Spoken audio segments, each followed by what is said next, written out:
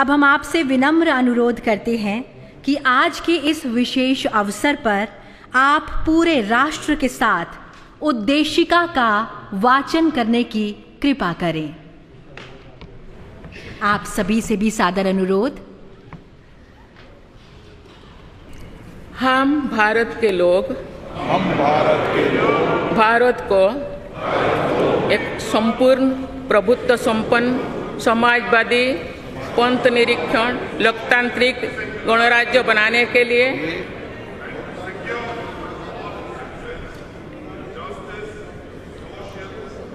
तथा उसके समस्त नागरिकों को सामाजिक, आर्थिक और राजनैतिक न्याय, विचार, अभिव्यक्ति, विश्वास, धर्म और उपासना की स्वतंत्रता,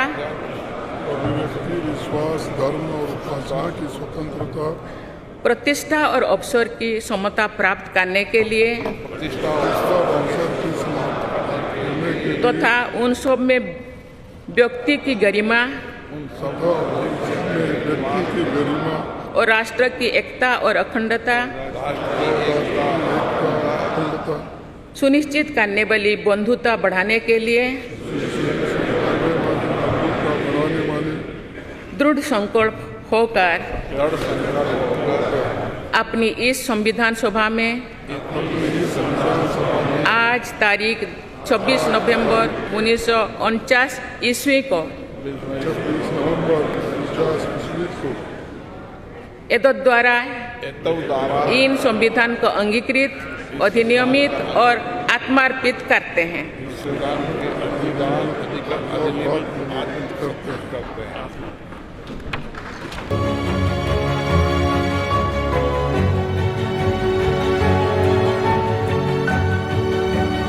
जय भीम, जय भारत, जय संविधान। सबसे पहले तो मैं आप लोगों को संविधान दिवस की आपको शुभकामनाएं, पूरे देश के लोगों को, हर समाज को, महिलाओं को, हर वर्ग को, हर धर्म के लोगों को।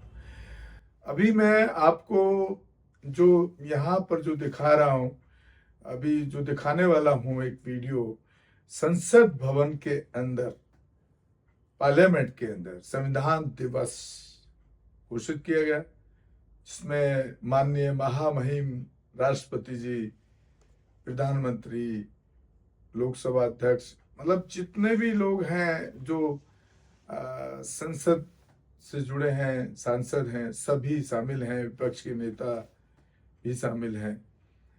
26 नवंबर 1949 ईस्वी, मिति मार्गशीर्ष शुक्ल सप्तमी, संवत 2006 विक्रमी को एतद द्वारा संविधान को अंगीकृत, अधिनियमित और आत्मार्पित किया गया। भारत का संविधान दुनिया में सबसे बड़ा लिखित संविधान है, जिसका निर्माण 2 वर्ष 11 महीने और 18 दिनों में हुआ। संविधान के पहले ही पृष्ठ पर लिखा है, इंडिया दैट इज भारत। यह प्रतीक है सभ्यता के सातत्य का, परंपरा की जुड़ती कड़ियों का और जड़ों से जुड़ने का। और ये हम सभी के लिए बहुत हर्ष और गर्व की बात है कि इस वर्ष देश संविधान को अंगीकार किए जाने की 75वीं वर्षगांठ मना रहा है। अब माननीय राष्ट्रपति जी, आपसे करबद्ध अनुरोध है कि आप अपने ज्ञानवर्धक शब्दों से हम सभी का मार्ग प्रशस्त करें।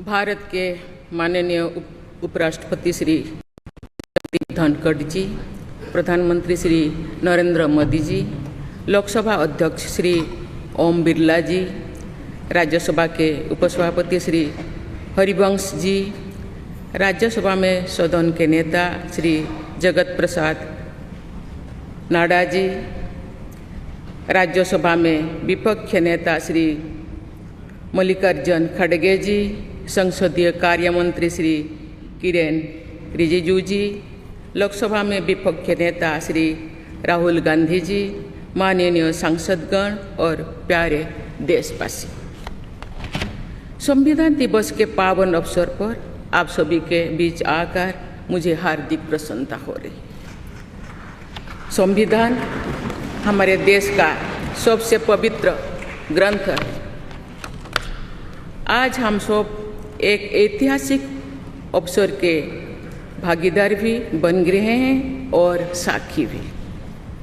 75 वर्ष पहले संविधान सदन के इसी केंद्रीय कक्ष में आज ही के दिन संविधान सभा ने नवस्वाधीन देश के लिए संविधान निर्माण का बहुत बड़ा कार्य संपन्न किया था।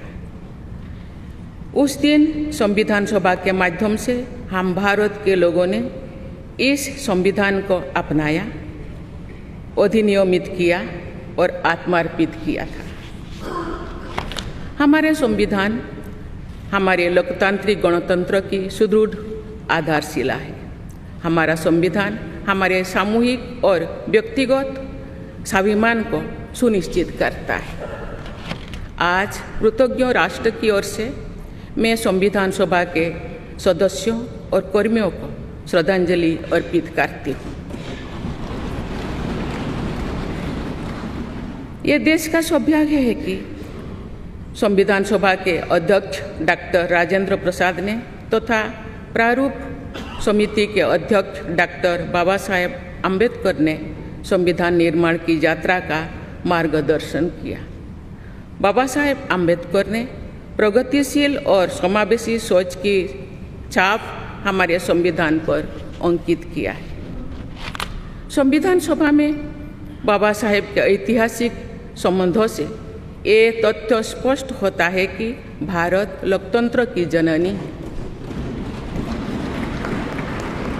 अपने लोकतंत्र पर गौरव की इसी भावना के साथ आज हम सब इस विशेष अवसर पर एकत्र हुए।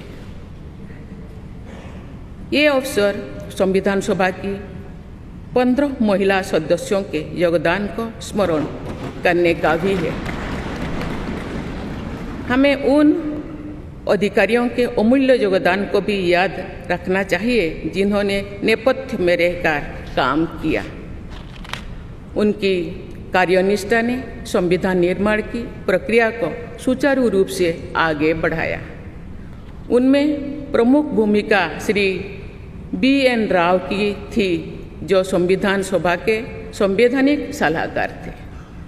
मैं संविधान सभा के सचिव श्री HBR अंगगर, संयुक्त सचिव श्री SN मुखर्जी और उप सचिव श्री जुगल किशोर खन्ना को भी उल्लेख करना चाहूँगी।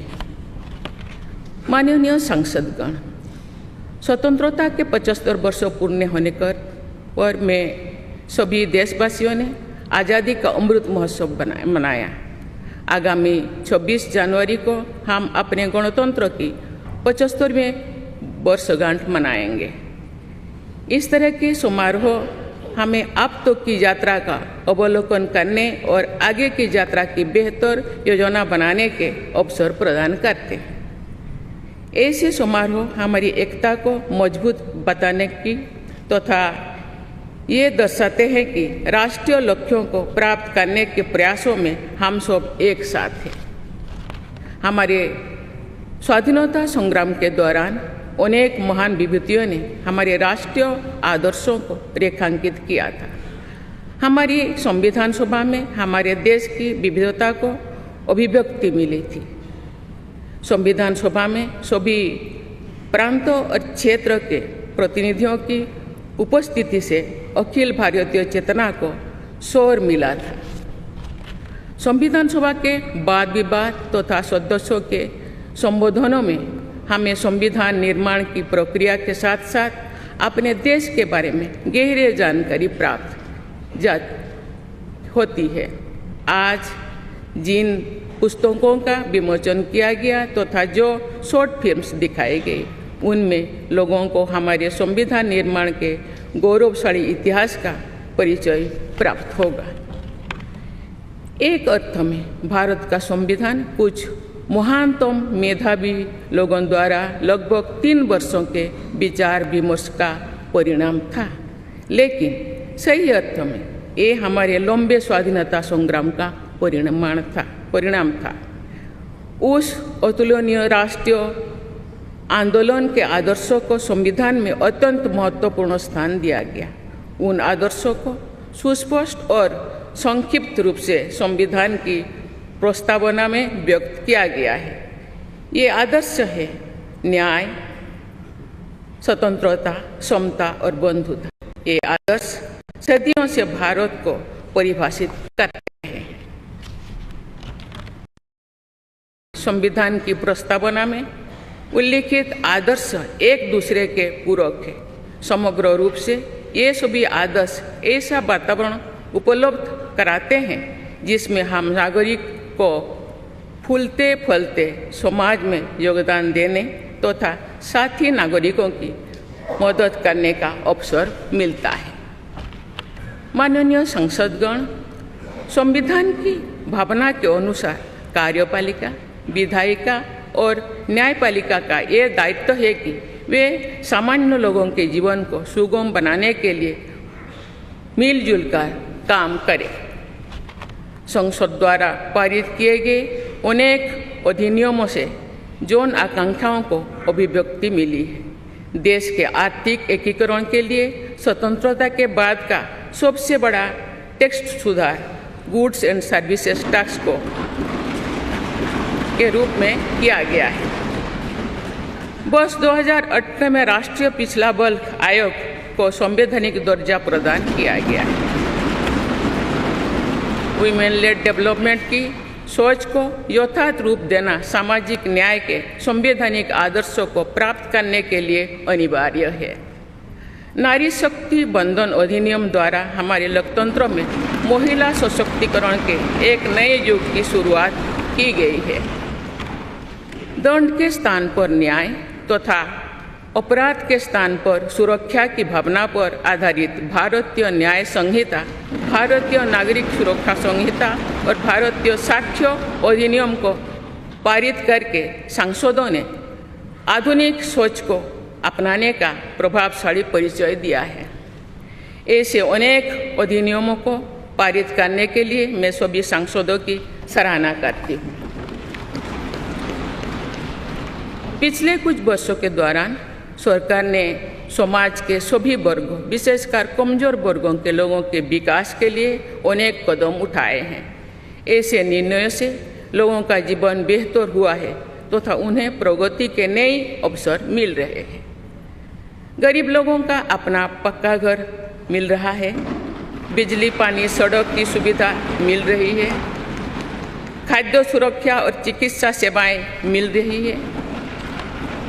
देश में बड़े पैमाने पर विश्व स्तर का इंफ्रास्ट्रक्चर बनाया जा रहा है। समग्र और समावेशी विकास के ऐसे अनेक प्रयास हमारे संवैधानिक आदर्शों को आगे बढ़ाते हैं। इस प्रयासों के लिए मैं सरकार की सराहना करती हूँ। उच्चतम न्यायालय के प्रयासों से देश की न्यायपालिका हमारे न्याय प्रणाली को और अधिक प्रभावी बनाने के लिए अनेक प्रयास कर रही है। न्यायपालिका विचाराधीन कैदियों को और जेल सुधार के विषयों पर भी कार्यरत है।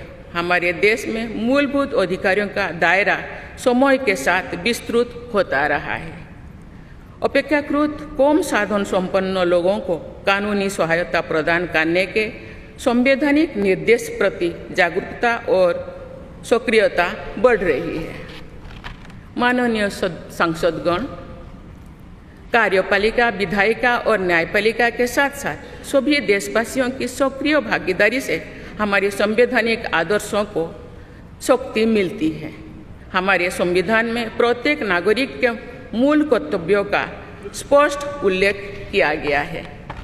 भारत की एकता और अखंडता की रक्षा करना, समाज में समृद्धता की भावना का निर्माण करना, महिलाओं के सम्मान को सुनिश्चित करना, पर्यावरण की रक्षा करना, वैज्ञानिक दृष्टिकोण को अपनाना, सार्वजनिक संपत्ति की सुरक्षा करना तथा राष्ट्र को उपलब्धियों की नई ऊंचाई तक ले जाना नागरिकों के मूल कर्तव्यों में शामिल है। हमारा संविधान एक जीवंत और प्रगतिशील दस्तावेज है। बदलते समय की मांग के अनुसार नए विचारों को अपनाने की व्यवस्था हमारे दूरदर्शी संविधान निर्माताओं ने बनाए थे। हमने संविधान के माध्यम से सामाजिक न्याय और समावेशी विकास के अनेक बड़े लक्ष्यों को प्राप्त किया है। नई सोच के साथ हम भारत को विश्व समुदाय में नई पहचान दिला रहे हैं। हमारे संविधान निर्माताओं ने भारत को अंतर्राष्ट्रीय शांति और सुरक्षा को मजबूत बनाने में महत्वपूर्ण भूमिका निभाने का निर्देश दिया है। आज एक अग्रणी अर्थव्यवस्था होने के साथ साथ हमारा देश विश्व बंधु के रूप में ये भूमिका बेखूबी निभा रहे हैं। हम विश्व समुदाय में उपलब्ध अच्छे विचारों विनम्रता के साथ आत्मसात करने के लिए भी तत्पर रहते हैं। देश की जरूरतों के मुताबिक उत्कृष्ट विचारों और पद्धतियों को अपनाने की इसी भावना का उदाहरण हमारे संविधान निर्माताओं ने प्रस्तुत किया था। संविधान सभा के दूरदर्शी सदस्यों ने हमें एक प्रेरणादायक संविधान दिया जो अन्य देशों के लिए भी एक आदर्श साबित हुआ है। संविधान सभा के अध्यक्ष और मेरे प्रतिष्ठित पूर्ववर्तियों में सर्वप्रथम डॉक्टर राजेंद्र प्रसाद ने वर्ष 1949 में आज ही के दिन अपने भाषण में एक विचार व्यक्त किया था कि संविधान को जीवंत बनाए रखना उन लोगों पर निर्भर करता है जो उसका संचालन करते हैं। उन्होंने ये भी कहा था कि कई चीज़ें जो संविधान में नहीं लिखी जा सकती उनका संचालन परंपराओं के आधार पर किया जाता है। उन्होंने ये अपेक्षा व्यक्त की थी कि हमारा देश आवश्यक सामर्थ्य अर्जित करेगा और समुचित परंपराएं विकसित की जाएगी।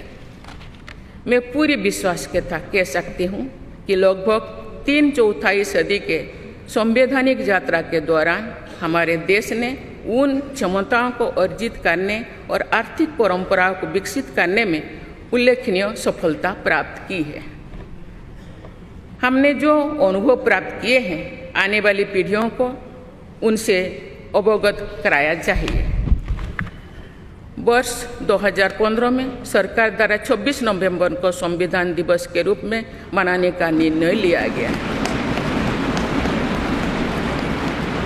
तब से प्रत्येक वर्ष मनाए जा रहे संविधान दिवस के समारोह से हमारे युवाओं में देश के बुनियादी दस्तावेज यानी संविधान के विषय में जागरूकता बढ़ाने में मदद मिली है।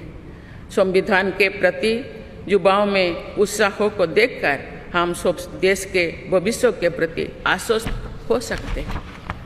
मैं सभी देशवासियों से अनुरोध करती हूँ कि वे हमारे संवैधानिक आदर्शों को अपने आचरण में डालें, मूल कर्तव्यों का पालन करें तथा वर्ष 2047 तक विकसित भारत के निर्माण के राष्ट्रीय लक्ष्य के प्रति समर्पण के साथ आगे बढ़ें। मैं संविधान दिवस के अवसर पर सभी देशवासियों को बधाई देती हूँ। आप सभी को मेरा शुभकामनाएं। धन्यवाद। मतलब देखने में अच्छा है कि भाई कम से कम आज ये पहले दौर तो नहीं था कि कम से कम आज ये लोग बाबा साहब के नाम को इस संविधान दिवस पर याद तो कर रहे हैं, लेकिन और यहाँ पर सब प्रस्तावना पढ़ी गई, सब कुछ हो रहा है, सब संविधान में बाबा साहब को नमन भी कर रहे हैं और करना भी पड़ेगा, करना भी चाहिए। लेकिन अगर आप प्रैक्टिकल लाइफ में देखेंगे तो इसी संविधान की धज्जियां पूरे देश के अंदर, मैं खुलेआम बोलता हूं, कड़वा बोलता हूं, किसी भी पार्टी या किसी संगठन के अंधभक्त को बुरी लगे तो लगे, मुझे परवाह नहीं है। इसी संविधान की, इसी बाबा साहब अम्बेडकर ने, हमारे बाबा साहब अम्बेडकर ने जो हमको राइट्स दिए संविधान के अंदर, उनकी धज्जियां पूरे देश में उड़ाई जा रही हैं।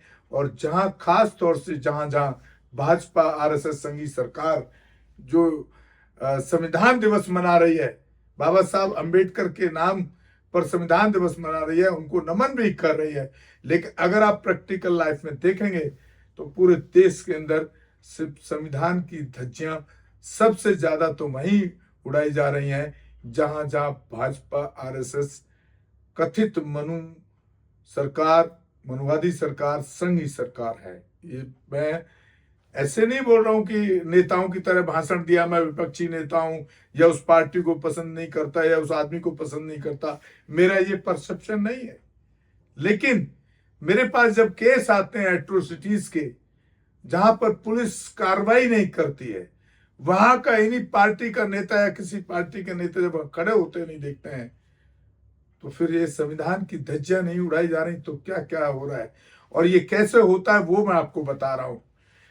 ये ऐसे होता है कि जो पीड़ित है उसी परिवार को किसी दूसरे व्यक्ति के द्वारा वहीं पर एक केस दर्ज करवा दिया जाता है, ताकि जो संविधान के एक्ट के हिसाब से उसको जो न्याय मिलना चाहिए वो न्याय ना मिल पाए। और क्योंकि वो कमजोर होता है पैसे से, उसको मजबूती नहीं होती है, उसके पास आर्थिक साधन नहीं है, रोजी रोटी रोजगार नहीं है, शिक्षित भी बहुत ज्यादा नहीं होता है, तो वो बेचारा डर करके ऐसे मामलों में फिर उस केस को वापस ले लेता है। तो धज्जियां किस तरह से उड़ाई जा रही हैं ये मैं आपको समझाने की कोशिश कर रहा हूं, और मैं अपनी ईमानदारी से उस पर मेहनत करता हूं। लेकिन कई लोग, जब मैं इस तरह की भाषा का इस्तेमाल करता हूं और इस तरह की चीजों को सच्चाई सामने रखता हूं, तो कई अंधभक्त, कई पार्टियों के अंधभक्त, कई नेताओं के अंधभक्त मुझे टारगेट करते हैं। उसमें बैसपा के अंधभक्त भी हैं, उसमें भीम आर्मी के चंद्रशेखर के अंधभक्त भी हैं। मुझे जहां बाबा साहब की आइडियोलॉजी के खिलाफ काम करता कोई दिखेगा, चाहे पार्टी कोई भी हो, मैं उसके खिलाफ बोलता हूं और बोलता रहूंगा। चाहे वो वाम से संगठन हो, चाहे वो प्रकाश राव अंबेडकर हो, बाबा साहब के ब्लड से आते हैं। लेकिन अगर संविधान के खिलाफ, बाबा साहब के आइडियोलॉजी के खिलाफ अगर कहीं मुझे कोई काम दिखेगा तो मैं उसको उजागर करूंगा, क्योंकि इन चीजों को मैं झेल रहा हूं। इसीलिए आप लोगों के सामने एक कड़वी सच्चाई को रखना चाह रहा हूं। फैसला आपके हाथ में है कि आपको मेरी बात पसंद आए या ना आए। आप मेरे वीडियोस देख सकते हैं, और जिसको प्रूफ चाहिए, तथ्य चाहिए, मेरे ऑडियोज देख सकता है। मैं ऑडियो रिकॉर्ड करता हूं जब मैं एट्रोसिटीज पे न्याय दिलाता हूं अपने समाज के पीड़ित लोगों को, और जिनके ऊपर एट्रोसिटीज होती है जो संविधान के अकॉर्डिंगली उसमें बहुत बड़ी बड़ी सजाएं होनी चाहिए। वहीं मैंने अपने बहुजन पार्टियों के नेताओं को मैंने वहां पर कंप्रोमाइज कराते देखा है। तो क्या वो संविधान विरोधी नहीं है? क्या हमारे नेता अगर हमारे बहुजन समाज से आते हैं तो क्या हम उसको ढोते रहेंगे? भाई दोस्तों, मुझसे तो नहीं होता। आपसे होता हो कि भाई वो मेरी जाति का फला नेता है, मेरी जाति का फला अखिलेश है, मेरी जाति का फला मायावती है, मेरी जाति के चंद्रशेखर भीम आर्मी का है, या वामन मेश्राम मेरी जाति का। मुझसे नहीं हो सकता, ना मैं कर सकता हूं। ये बड़ा क्लियर कट है। और ये सब मैं अपने पैसे से, अपने खर्चे पे करता हूं। और आज तक का रिकॉर्ड है, किसी केस के अंदर किसी पीड़ित परिवार ने 1 रुपए का आर्थिक सहायता अपने चैनल के लिए नहीं लिया है। लेकिन ये मैं इसलिए दिखा रहा हूं कि कम से कम आज ये भाजपा, ये संघी सरकार ये मजबूर हुई है कि बाबा साहब के नाम को, चाहे भले ही राजनीतिक रूप में वो लोग इस्तेमाल कर रहे हैं, तो राजनीतिक रूप में तो सभी इस्तेमाल कर रहे हैं, भाजपा भी कर रही है, तो क्या बुरा है। ये वीडियो संसद की और बाबा साहब के प्रति जो आदर व्यक्त किया है, चाहे कोई भी पार्टी के लोग रहे हों, उनको दिखाने के लिए मैंने वीडियो बनाया और अपनी बात रखने के लिए बनाया। इसी के साथ साथियों मैं आपसे विदा लेता हूं। मुझे उम्मीद है कि वीडियो और मेरे जो थॉट्स है, मेरा जो काम है, मैं उम्मीद कर सकता हूं कि आपको शायद पसंद आएगा। नहीं भी आएगा तो कोई बात नहीं, मेरी जो जिम्मेदारी है मैं उसको निभाता रहूंगा, निभा रहा हूं। क्योंकि बाबा साहब अंबेडकर की वजह से आज मैं ये स्टूडियो और ये जो इतना चला रहा हूं, जो मैंने कुर्बानी दी, बाबा साहब को नहीं पड़ता तो 20 साल तक आदमी 5 स्टार होटल में रहने वाला आदमी, स्कॉर्पियो इंडिवर में 4-4, 5-5 ड्राइवर, बाउंसर, हर तरह की सुविधा में चलने वाला आदमी उसको लात नहीं मारता। और कोई नेता चैलेंज करता हो, या कोई छुटभैया नेता जो मेरे को टारगेट करते हैं, चैलेंज करते हो, तो मैं प्रूव करता हूं या वो प्रूव करे अपने आप काम को।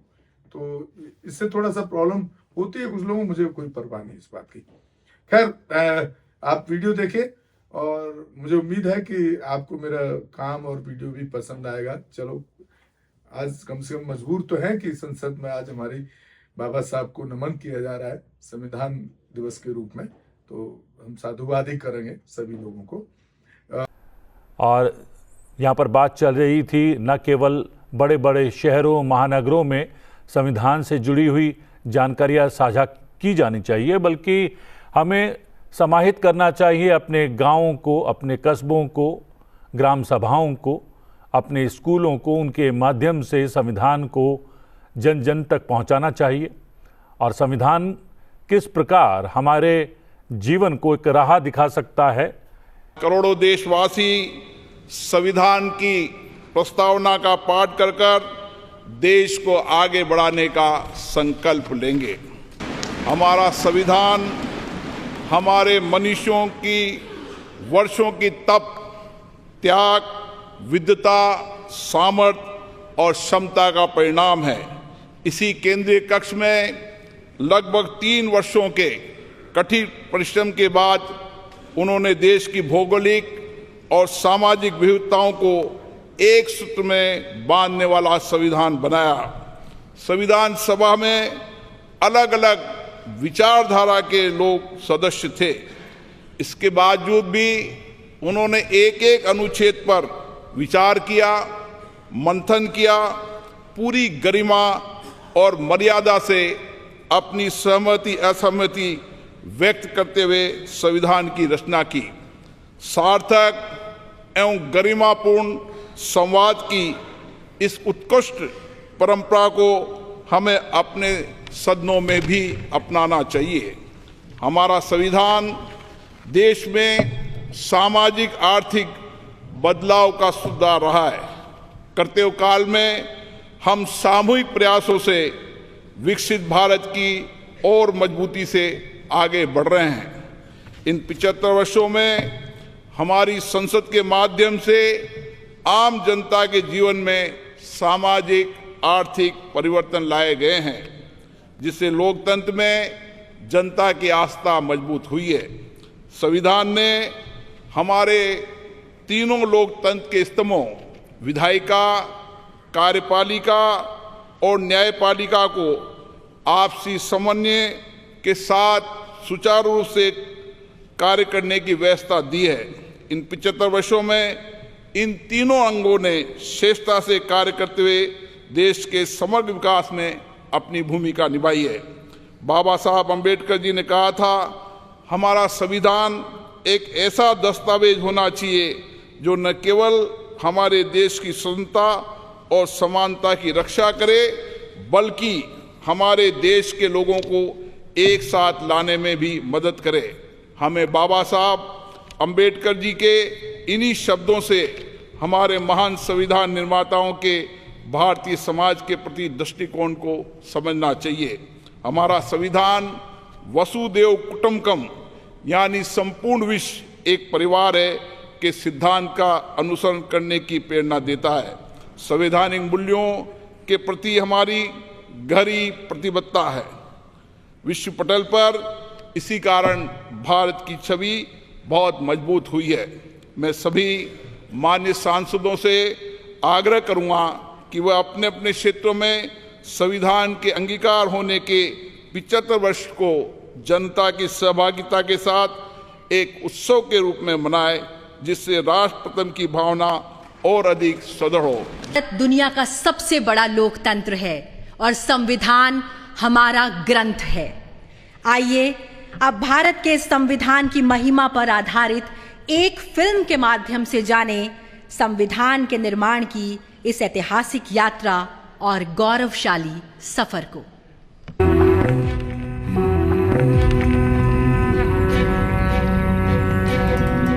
भारत दुनिया का सबसे बड़ा लोकतंत्र, मदर ऑफ डेमोक्रेसी।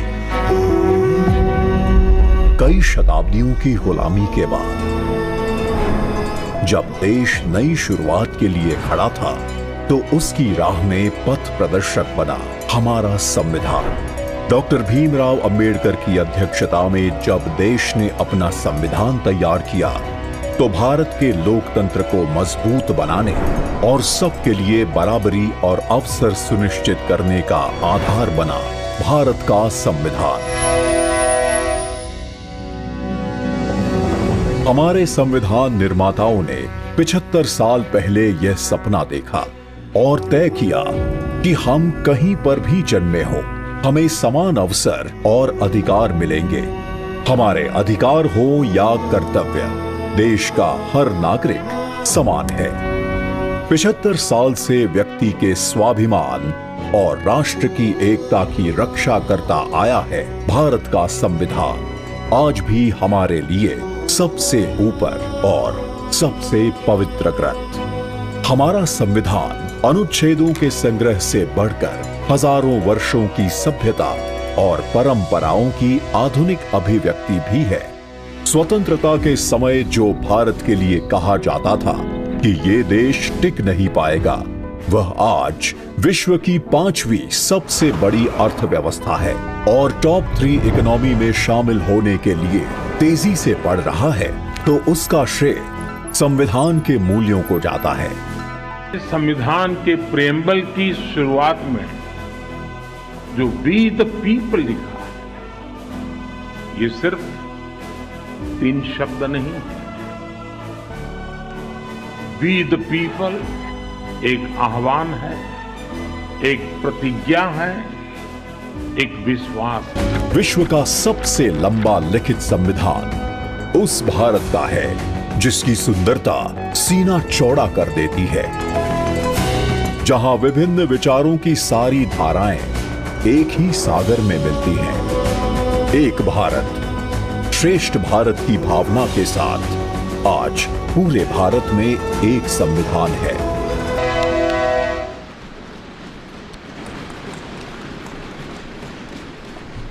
और अब मेरा विनम्र आग्रह है भारत के माननीय उपराष्ट्रपति जी और राज्यसभा के सभापति श्री जगदीप धनखड़ जी से कि आप विशिष्ट सभा को संबोधित करें।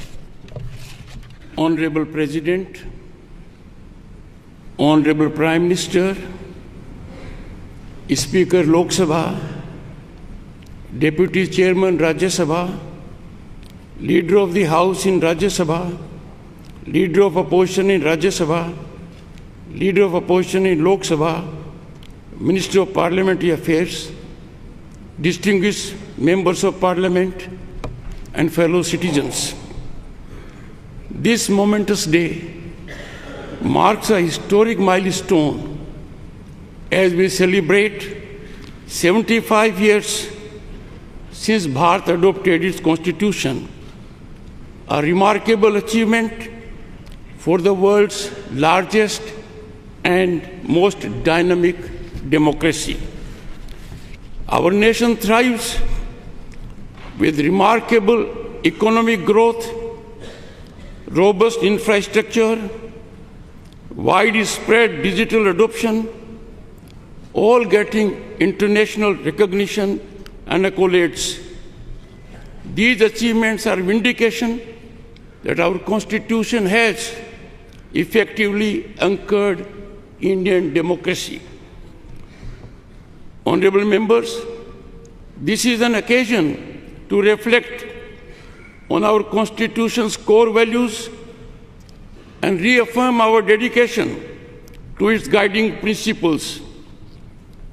This masterpiece is a tribute to the profound foresight and unwavering dedication of founding fathers of our Constitution, who for about 3 years shaped our nation's destiny, exemplifying decorum and dedication, navigating contentious and divisive issues with focus on consensus and understanding.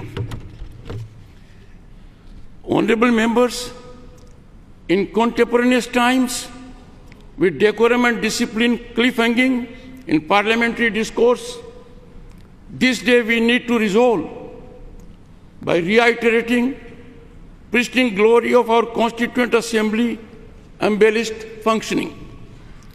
Disturbance as a strategy threatens democratic institutions.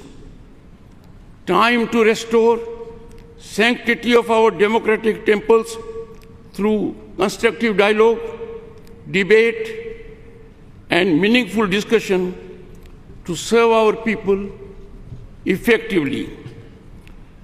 The Constitution's opening words, "We the people of India," carry deep meaning, establishing citizen as the ultimate authority with Parliament serving as its voice. Preamble promises every citizen justice, liberty, equality, and fraternity. It is our North Star when it comes to fructifying people's aspirations and lighthouse in challenging and daunting situations.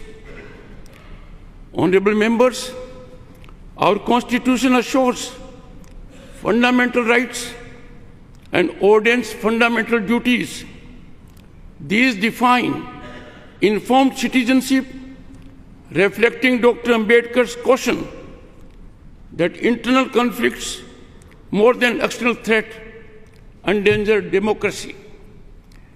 Time for us to fully commit to our fundamental duties, protecting national sovereignty, fostering unity, prioritizing national interests, and safeguarding our environment. We must always put our nation first. We need to be on guard as never before. These commitments are crucial for achieving our vision of Viksit Bharat at 2047, a nation that exemplifies progress and inclusion.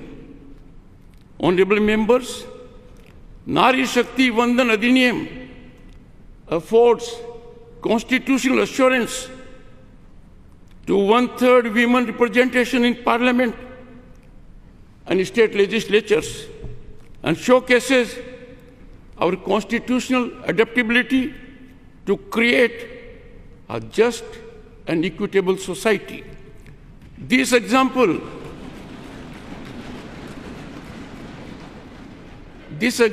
of the many illustrates how affirmative policies, transparent and accountable governance have helped citizens achieve their aspirations. Honorable members, India's constitution stands unique as the world's longest and only illustrated constitution, featuring artwork that depicts 5,000 years of our civilizational journey. Our constitution ingeniously establishes democracy's 3 pillars: the legislature, the executive, and the judiciary, each with defined role.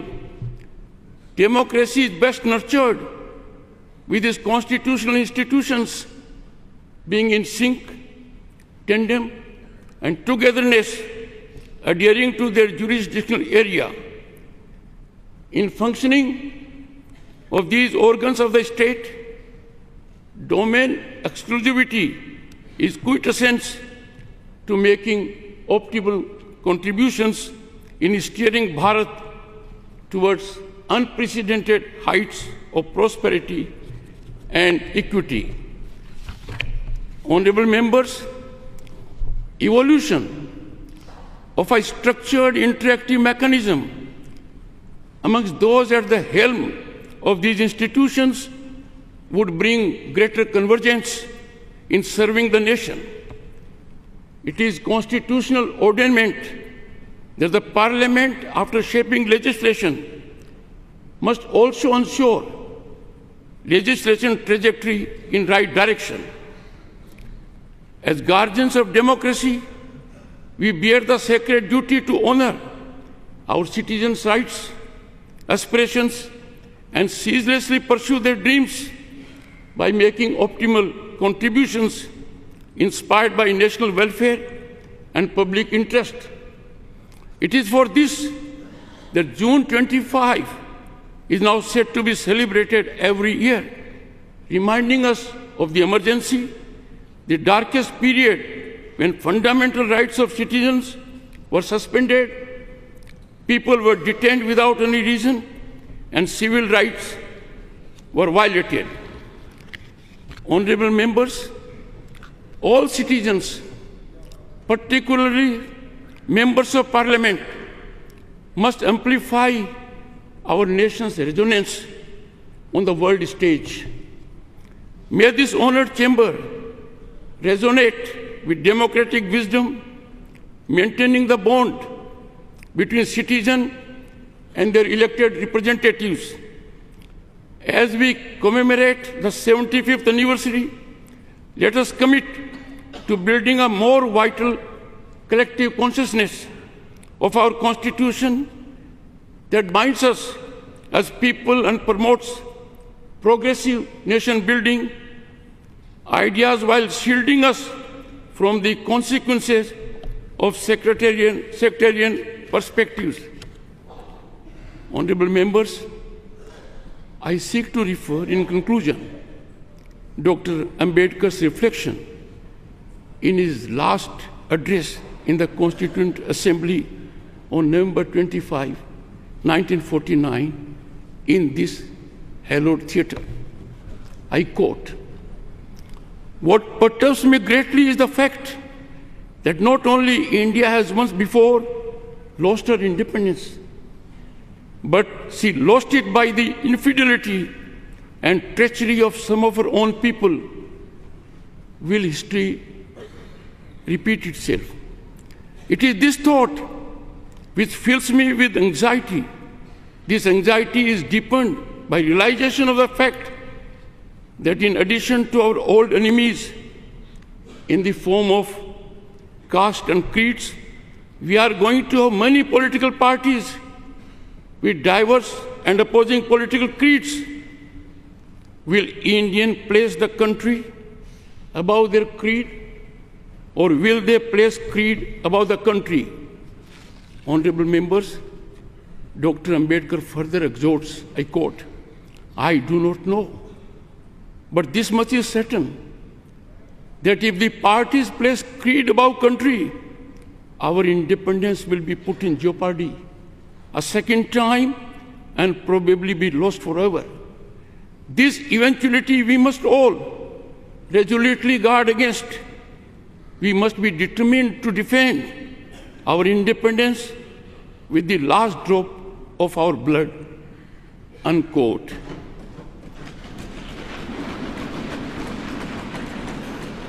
Honorable members, I too conclude on this note with appeal to heed wise counsel emanating from the father of the Indian Constitution. निश्चित रूप से आज का यह ऐतिहासिक दिन हमारे संविधान की महिमा और उसकी लोकतांत्रिक भावना का प्रतीक है। अब मेरा सादर अनुरोध माननीय राष्ट्रपति जी से कि इस शुभ अवसर पर आप एक विशेष स्मारक सिक्का इसका विमोचन करने की कृपा करें।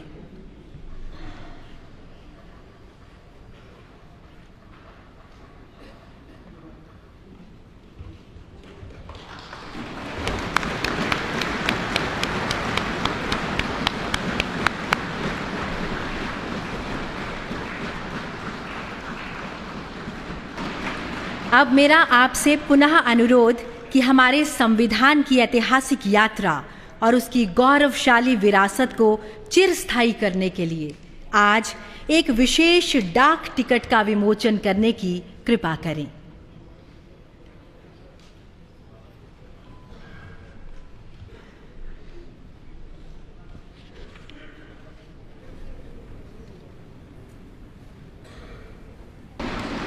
आज इस खास मौके पर हम सब भारत के संविधान को समर्पित 2 पुस्तकों के विमोचन के भी साक्षी होंगे। अतः माननीय राष्ट्रपति जी, आपसे सादर अनुरोध, कृपया इन पुस्तकों का विमोचन करने की कृपा करें। सर्वप्रथम पहली पुस्तक है भारत के संविधान का निर्माण, एक झलक।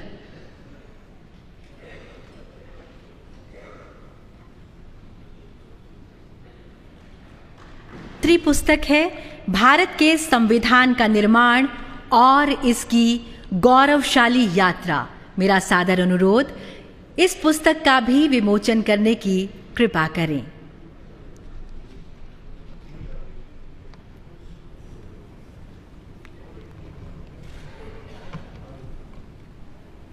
ये दोनों पुस्तकें अंग्रेजी और हिंदी दोनों ही भाषाओं में उपलब्ध हैं। सादर धन्यवाद। संविधान में अंकित चित्रों से भारत का अंतर्मन झांकता है। अतीत की हमारी गहरी जड़ें, समृद्ध विरासत, ज्ञान का व्यापक विस्तार और सभ्यता का सुंदर स्वरूप इन चित्रों के माध्यम से सामने आता है। संस्कृति परंपरा की वे गहरी कड़ी आज भी अक्षुण्ण है, उतनी ही जीवंत है, उतनी ही प्रेरणादायी भी। अतः आपसे सादर अनुरोध, भारत के संविधान की कला को समर्पित पुस्तिका का विमोचन करने की कृपा करें।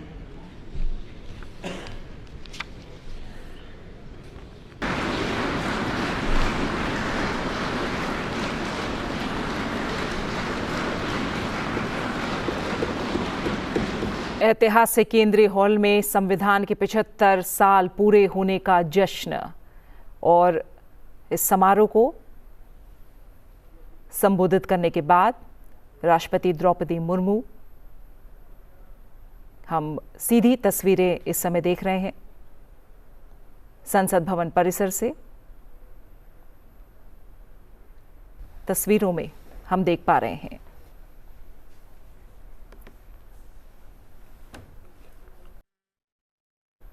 संविधान को अंगीकार करने के 75 वर्ष पूरे होने का जश्न मनाया जा रहा है। ये सीधी तस्वीरें आप संसद भवन परिसर से देख रहे हैं। ऐतिहासिक सेंट्रल हॉल में मुख्य समारोह का आयोजन।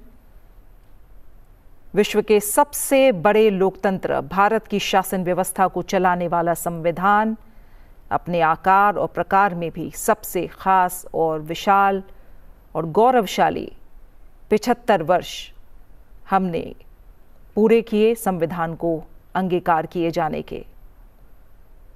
राष्ट्रपति द्रौपदी मुर्मू समारोह में शिरकत करने के बाद रवाना होते हुए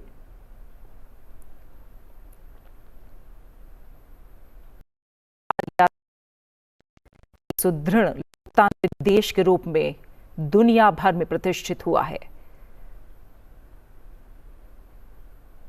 दुनिया के बहुत सारे देश भारत को अपने आदर्श के रूप में देखते हैं और इसके पीछे जो सबसे बड़ी मूल भावना जिसने काम किया वो है हमारा संविधान।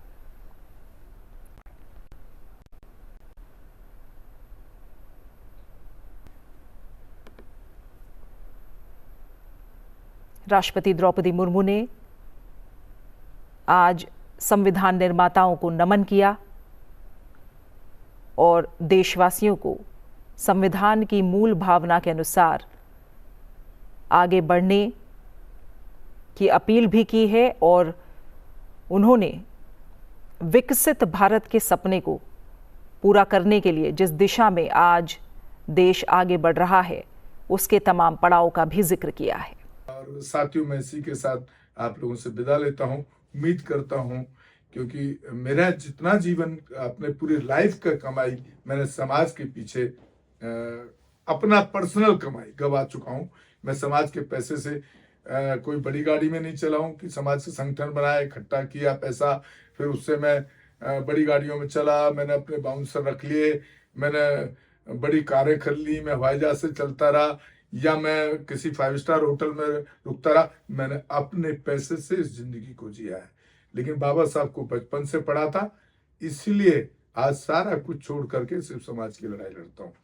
अगर आपसे हो सके, और हालात मेरे बहुत खराब हो चुके हैं, रोड पर हूँ, कोई पैसे का नहीं है, कोई मैं बिजनेस नहीं करता, कोई नौकरी नहीं करता, 365 दिन 18 घंटे काम करता हूँ। आप कभी भी ये चीज को चेक कर सकते हैं। और जो चैलेंज करते हैं उनको भी मेरा चैलेंज है कि आकर के एक हफ्ते आकर के मेरे स्टूडियो में यहाँ आकर के मेरे साथ काम करके एक हफ्ते वो फ्री में दिखा दे। मैं तो रात दिन फ्री में ये सब कर रहा हूँ।